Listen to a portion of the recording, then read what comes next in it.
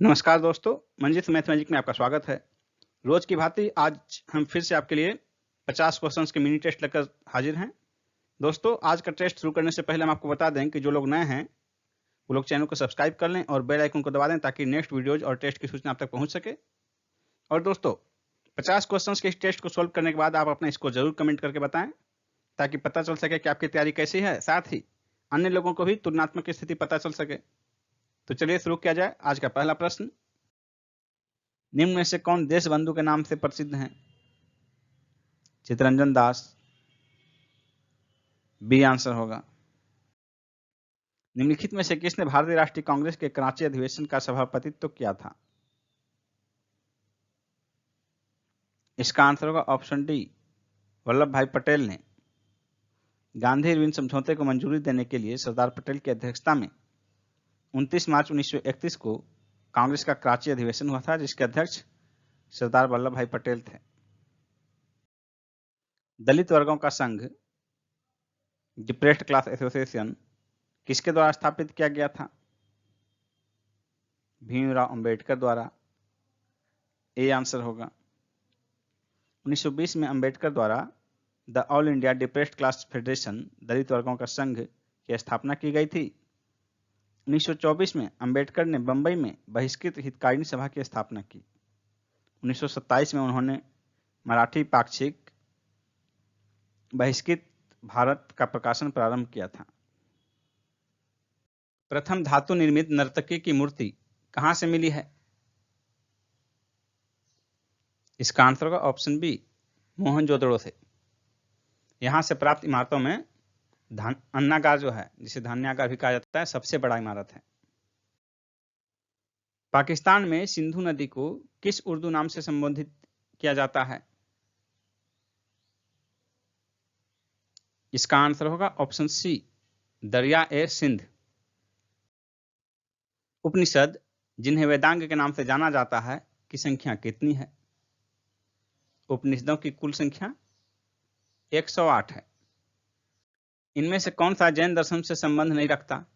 स्यादवाद, न्यायवाद, अनेकांतवाद, थेरवाद।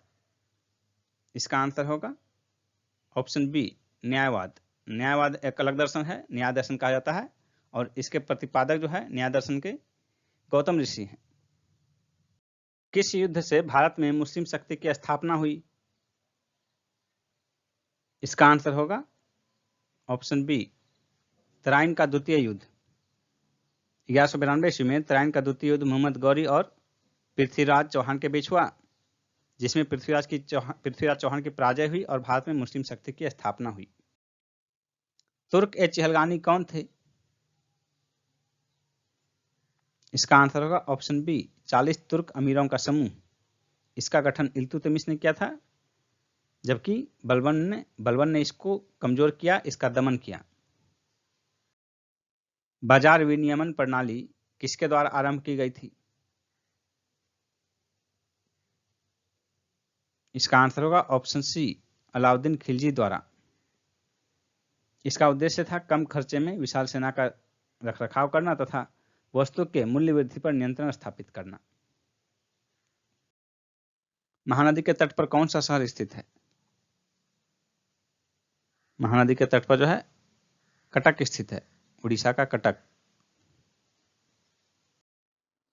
सर्वाधिक तटीय अपरदन होता है, किससे होता है सर्वाधिक तटीय अपरदन? इसका आंसर होगा ऑप्शन ए, लहरों से। नेक्स्ट क्वेश्चन है, भारत के निम्नलिखित में से किन राज्यों में थारू जनजाति निवास करती है? इसका आंसर होगा ऑप्शन डी, उत्तराखंड एवं उत्तर प्रदेश। नेक्स्ट है, भारत में जनजातियों का निर्धारण का आधार क्या है? इसका आंसर होगा ऑप्शन ए, सांस्कृतिक विशेषीकरण और विभिन्न आवास। नेक्स्ट है, निम्नलिखित में से किस भारतीय राज्य की सीमाएं भूटान राष्ट्र के साथ नहीं मिलती है? इसका आंसर होगा ऑप्शन बी, मेघालय। बाकी तीन जो राज्य हैं इनमें ऑप्शन में सिक्किम, अरुणाचल प्रदेश और पश्चिम बंगाल, ये तीनों की सीमा जो है भूटान से मिलती है। नेक्स्ट क्वेश्चन है, निम्नलिखित में से कौन सी जोड़ी सुमेलित है? इसका आंसर होगा ऑप्शन ए, लोकटक मणिपुर। लोकटक झील मणिपुर में स्थित है, बाकी तीन जो है वो सुमेलित नहीं है, क्योंकि डिडवाना और उदय सागर झील राजस्थान में है और कोलेरू झील जो है वो आंध्र प्रदेश में है। नेक्स्ट क्वेश्चन है, लेटराइट मिट्टी मिलती है मुख्यतः किस राज्य में? इसका आंसर हो जाएगा महाराष्ट्र में। ऑप्शन डी, लेटराइट मिट्टी मुख्यतः महाराष्ट्र में मिलती है। और ये जो है भारत के लगभग 1.25 लाख वर्ग किलोमीटर क्षेत्र में, यानी कि 1,25,000 वर्ग किलोमीटर क्षेत्र में विस्तृत है लेटराइट मिट्टी। और इसका सर्वाधिक विस्तार जो है केरल क्षेत्र में पाया जाता है। केरल राज्य में मालाबार तटीय प्रदेश में पाया जाता है और उसके बाद दूसरा स्थान महाराष्ट्र का है। तो चूंकि ऑप्शन में जो है महाराष्ट्र नहीं है, केरल नहीं है, इसलिए आंसर हो जाएगा option D, Maharashtra. Next question है, भारत में सर्वाधिक क्षारीय क्षेत्र पाया जाता है। भारत में सर्वाधिक क्षारीय क्षेत्र किस राज्य में पाया जाता है? इसका आंसर होगा ऑप्शन डी, उत्तर प्रदेश में। नेक्स्ट है, विश्व का धान जीन बैंक कहाँ स्थित है? विश्व का धान जीन बैंक कहाँ स्थित है? इसका आंसर होगा ऑप्शन बी, फिलीपींस में। नेक्स्ट है, बॉक्साइट किसकी कच्ची धातु है? इसका आंसर होगा ऑप्शन डी, एल्युमिनियम की। नेक्स्ट है, भारतीय राष्ट्रपति के सर्वसम्मति से चुने जाने का अभी तक का एकमात्र उदाहरण कौन सा है? इसका आंसर होगा ऑप्शन डी, नीलम संजीव रेड्डी। नीलम संजीव रेड्डी जो है 1977 से 1982 तक भारत के राष्ट्रपति रहे और एकमात्र राष्ट्रपति जिनका चयन सर्वसम्मति से किया गया है। नेक्स्ट है, निम्नलिखित में से कौन सा एक प्रस्ताव भारत में मंत्रिपरिषद रख सकती है? इसका आंसर होगा ऑप्शन डी, विश्वास प्रस्ताव। नेक्स्ट है, लोकसभा की बैठक समाप्त की जा सकती है स्थगन द्वारा, सत्रावसान द्वारा, विघटन द्वारा, उपर्युक्त सभी के द्वारा। तो इसका आंसर होगा ऑप्शन डी, उपर्युक्त सभी के द्वारा। लोकसभा की बैठक स्थगन, सत्रावसान और विघटन तीनों द्वारा की जा सकती है समाप्त। नेक्स्ट है, नीति निर्देशक सिद्धांत हैं वाद योग्य नहीं, मौलिक अधिकार, इनमें से कोई नहीं। इसका आंसर होगा ऑप्शन बी, वाद योग्य नहीं। नीति निर्देशक तत्व जो है ये राज्य के गाइडलाइंस है, यानी कि इनमें जिन चीज़ों का उल्लेख किया गया है राज्य उन चीज़ों को फुलफिल करने का भरसक प्रयास करेगा, लेकिन कोई भी नागरिक इसके लिए न्यायालय में दावा नहीं कर सकता। नेक्स्ट क्वेश्चन है, एक लोहे की गेंद पारद या मरकरी से भरी बाल्टी में गिराई जाती है तो यह पारे की सतह पर तैरने लगेगी। बी आंसर होगा। लोहा का घनत्व जो है, इस्पात का घनत्व 7.75 होता है, जबकि पारे का घनत्व 13.5 होता है। इसी के कारण पारे के ऊपर जो है इस्पात की गेंद, लोहे की गेंद तैरने लगेगी। सभी रंगों को सोख लेने और किसी को भी परावर्तित न करने वाली वस्तु कैसी दिखाई देती है? इसका आंसर होगा ऑप्शन डी, काली। और सभी रंगों को परावर्तित करने वाली वस्तु जो किसी को नहीं सोखती है, सफेद दिखाई देती है। समुद्री खरपतवार निम्नलिखित में से किसका महत्वपूर्ण स्रोत है? इसका आंसर होगा ऑप्शन डी, आयोडीन का। WBC का बनना तथा RBC का विनाश होता है किसमें? इसका आंसर होगा प्लीहा में। बी आंसर होगा। WBC का बनना और RBC का विनाश प्लीहा में होता है। नेक्स्ट क्वेश्चन है, यकृत रोग हेपेटाइटिस बी का कारक क्या है? इसका आंसर होगा ऑप्शन ए, DNA वायरस। अधोलिखित में से कौन सा पृथ्वी के कार्बन चक्र में कार्बन डाइऑक्साइड की मात्रा को नहीं बढ़ाता है? इसका आंसर होगा ऑप्शन बी, प्रकाश संश्लेषण। प्रकाश संश्लेषण में जो है कार्बन डाइऑक्साइड की मात्रा बढ़ती नहीं बल्कि घटती है। नेक्स्ट है, इलेक्ट्रिक बल्ब की खोज किसने की थी? इसका आंसर होगा ऑप्शन ए, थॉमस एडिसन ने। नेक्स्ट क्वेश्चन है, हाइड्रोजन गैस से भरा हुआ एक गुब्बारा वातावरण में एक निश्चित ऊंचाई तक उठता है और तब तैरता है क्योंकि इस ऊंचाई पर गुब्बारे पर एक उत्प्लवन है। गुब्बारे के भार के बराबर। बी आंसर हो जाएगा। किसी एक पिंड का तापमान निम्नलिखित में से किसका सूचक है? इसका आंसर होगा ऑप्शन डी, पिंड के अणुओं की औसत गतिज ऊर्जा का। रेफ्रिजरेटर में शीतलन किस प्रकार होता है? इसका आंसर होगा ऑप्शन बी, संपीड़ित गैसों के सहसा प्रसार द्वारा। क्योटो प्रोटोकॉल किससे संबंधित है? इसका आंसर होगा ऑप्शन बी, जलवायु परिवर्तन से। भारत में वन्य जीव संरक्षण अधिनियम किस वर्ष लागू किया गया? इसका आंसर होगा ऑप्शन सी, 1972 में। 9 सितंबर 1972 को लागू हुआ। वन्य जीवों की तस्करी, अवैध शिकार से रक्षा एवं संरक्षण के लिए यह अधिनियम पारित किया गया था। निम्न में से कौन सा सागरीय राष्ट्रीय उद्यान है? इसका आंसर होगा ऑप्शन डी, मन्नार की खाड़ी। यह तमिलनाडु में स्थित है। इसकी स्थापना 1986 में की गई थी। निम्न में से व्याघ्र अभयारण्य में कौन सा नहीं है? कान्हा, रणथंभौर, काजीरंगा, बांधवगढ़। इसका आंसर होगा ऑप्शन सी, काजीरंगा। काजीरंगा बाघ के लिए नहीं बल्कि राइनो यानी एक सींग वाला गैंडा के लिए प्रसिद्ध है।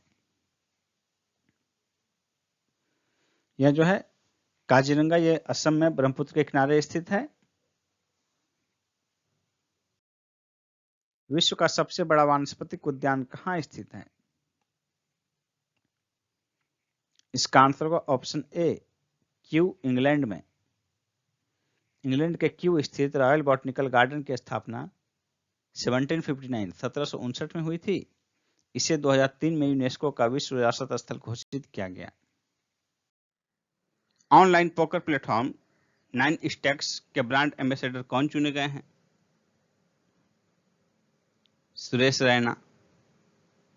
सी ऑप्शन, सुरेश रैना।